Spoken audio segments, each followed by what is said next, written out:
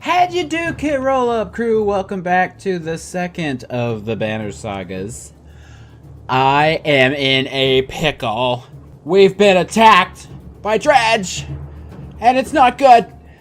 I think I've made my decision, though, on whether or not I want to sacrifice some supplies. Since there's this new option, or not option, there's this new, pillage, or not, what is that? Where they pick berries and stuff, and it's totally sweet. Since that's in there, I feel more lenient with my supplies, so I'm going to sacrifice some because barricades are a helpful thing to have. So,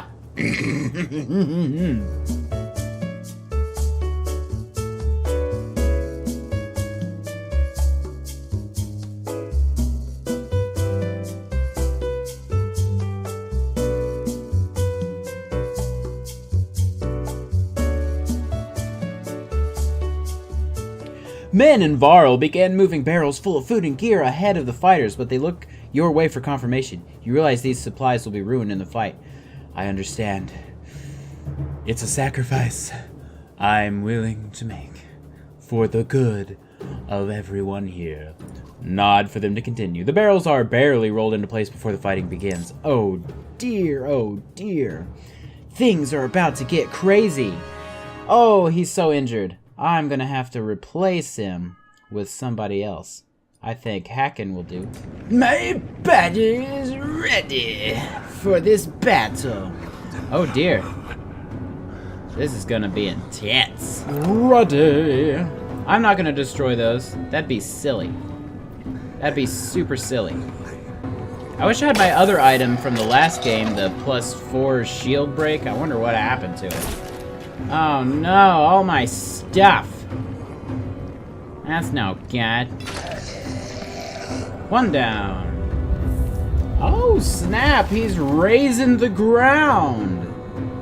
That's crazy. These guys are strong. That's impressive. Wow. I wish I had an ability like that. Why don't you move mountains and stuff whenever we're, like, fighting? That's just, like, probably the coolest thing you could do. Come on. It's a good thing I'm so confident in my abilities.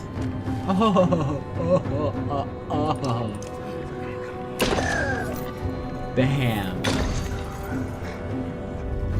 Raise more ground. Climb every mountain. God, I'm getting so much better at fighting now that I know. Honestly, it was the talent points. That was quite it.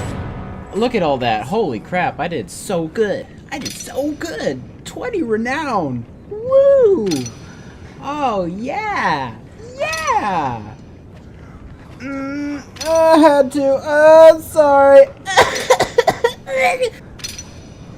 That was my little victory dance. Victory dance. I'm getting so. Look at all you're not. I can level up everyone.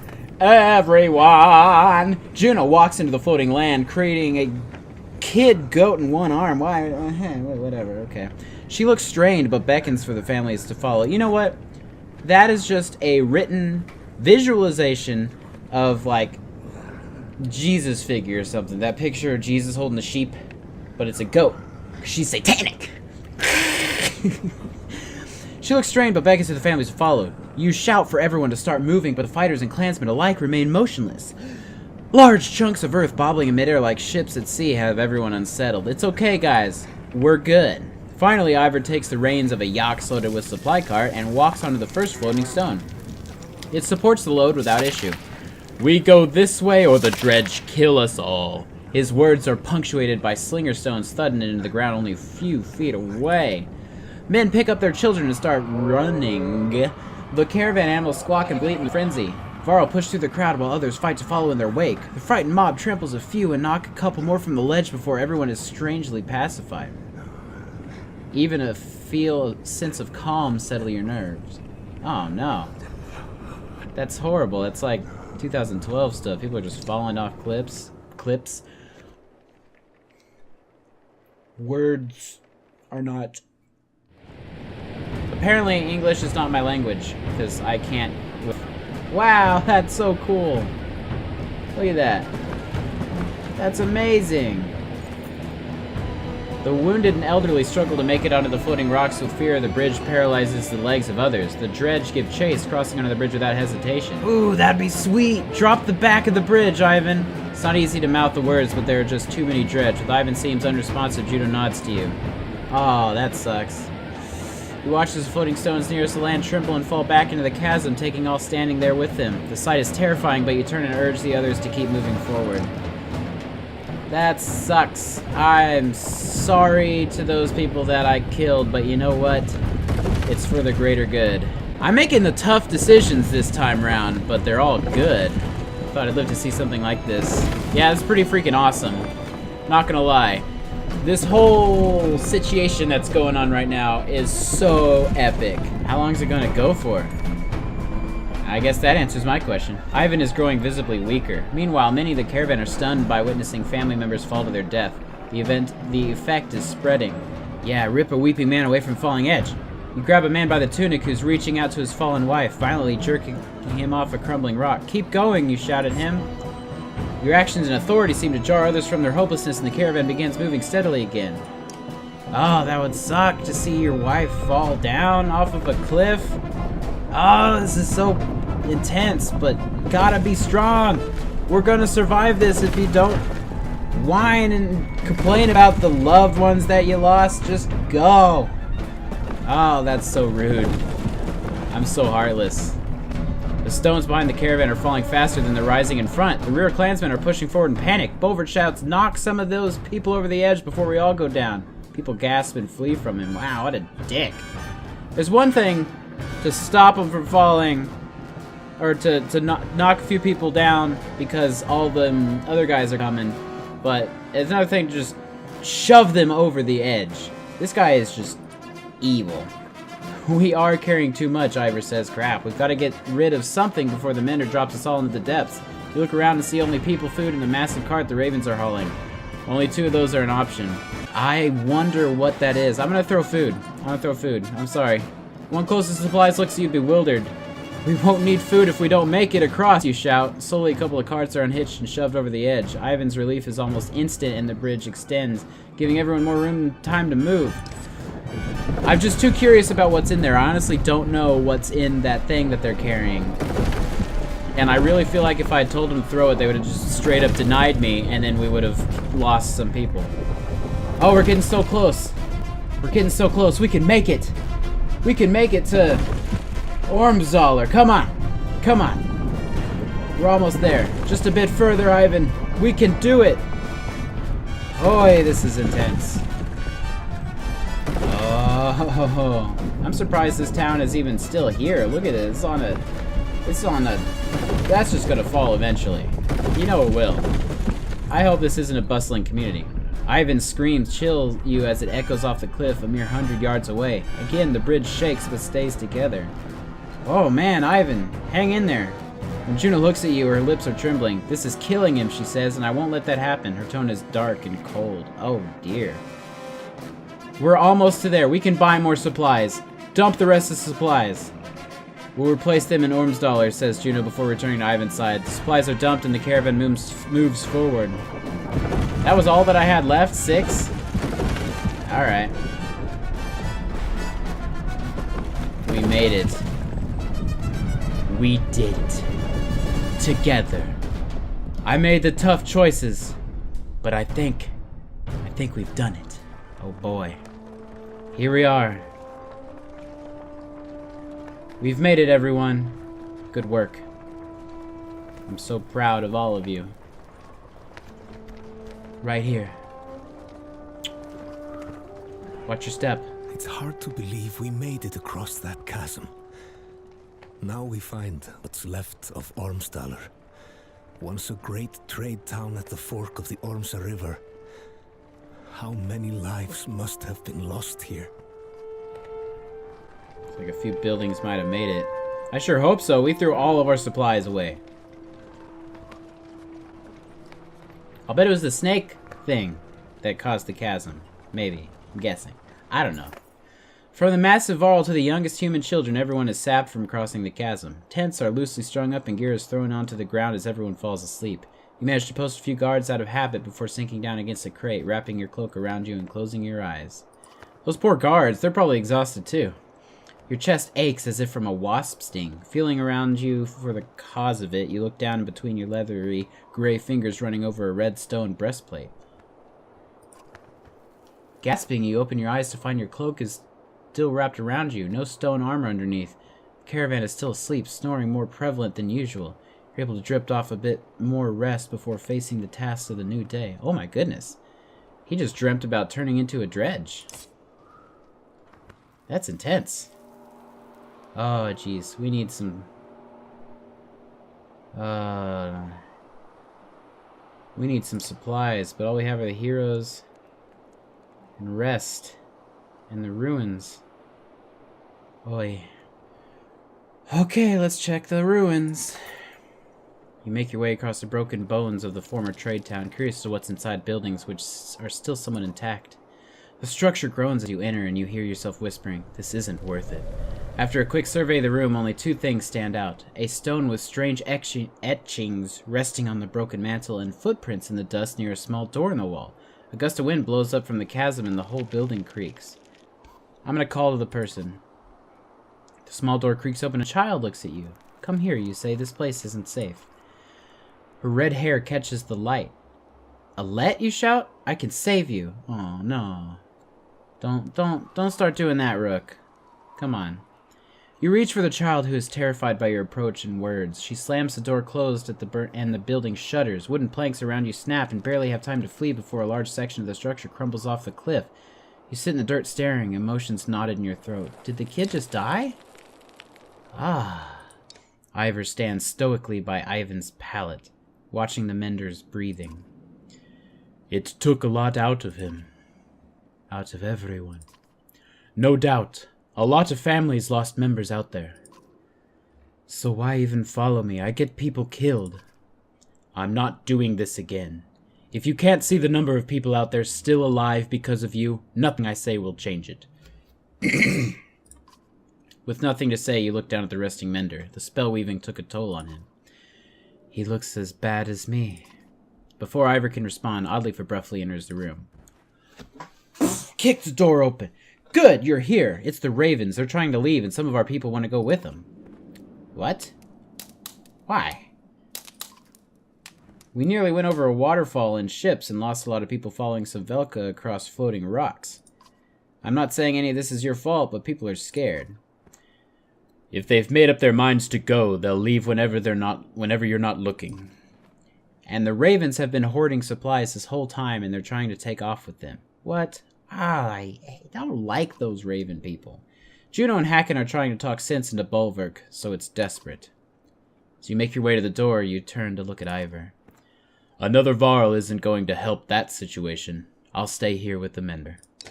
Oh Now dear. stand down, or you'll be missing more than your horns.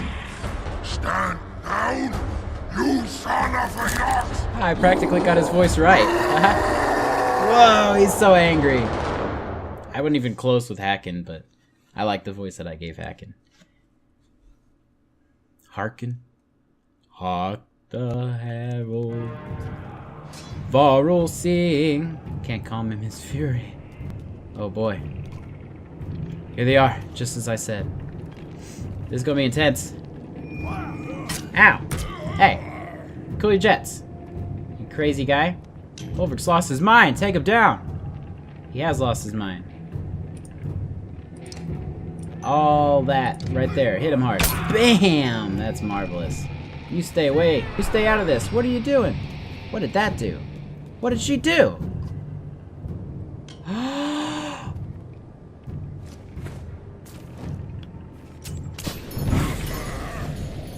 Look who's back! What have you done? It worked, Bulwark. Hear me. She came back! I thought I'd lost her. The clansman chatters. Juno converses with a dazed Bulwark quietly. Hacken grabs your attention. Get ready for a confusing conversation. He mentions to Yrsa, one of Prince Ludin's bodyguard, who's wiping her pitch-covered hands with a rag on her way over to you. Clever trick, witch. This time. Huh. You Varl are just too easy. Yeah, how'd you know that would stop him? The archer smiles at you just like you're a child who spoke its first word. How do you think humans routed these horned brutes in the Great Wars? She just looks like a Harkin's face loses all humor and Yrsa laughs. Ha ha ha. If I can't be of help, Rook, just ask. She smiles and nods to you before returning to Prince Ludin's tent. Strange, that one.